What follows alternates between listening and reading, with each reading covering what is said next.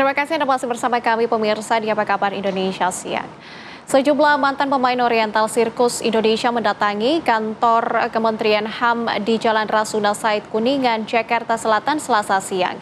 Kedatangan mereka untuk audiensi dengan Wakil Menteri HAM dalam mencari hak dan keadilan akibat peristiwa yang dialami saat menjadi korban eksploitasi dan penyiksaan semasa kerja di Oriental Sirkus Indonesia.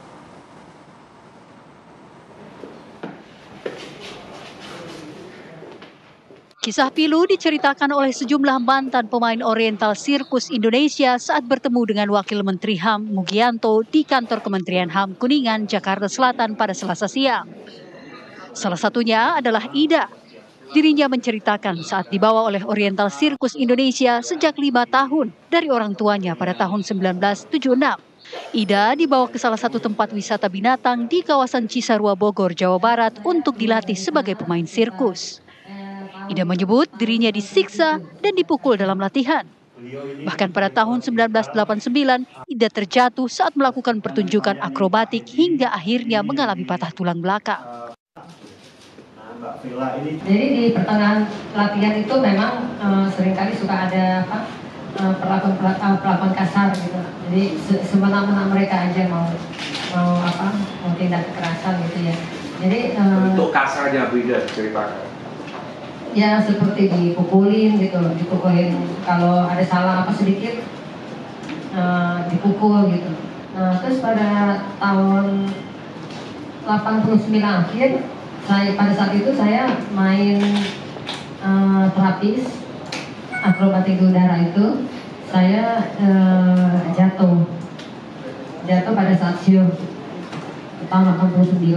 Nah setelah saya jatuh itu saya nggak langsung dibawa ke rumah sakit, jadi saya masih istilahnya cuma dirawat di dalam cukup lama lah di situ saya dirawat, karena mereka juga nggak tahu saya kenapa, pokoknya intinya saya cuma dibantu dipijit sama teman gitu ya. Jadi pada akhirnya tapi karena kondisi saya semakin parah gitu, pinggang saya udah agak bengkak dan saya cuma bisa nahan sakit aja waktu itu. Kuasa hukum mantan pemain sirkus Muhammad Soleh mendorong pemerintah membentuk tim pencari fakta untuk mengungkap dugaan pelanggaran HAM yang dilakukan oleh salah satu tempat wisata binatang di kawasan Cisarua, Bogor. Menurut saya segera membentuk tim pencari fakta, karena apa yang dilakukan oleh Komnas HAM tahun 97 saat itu tentu tidak komprehensif.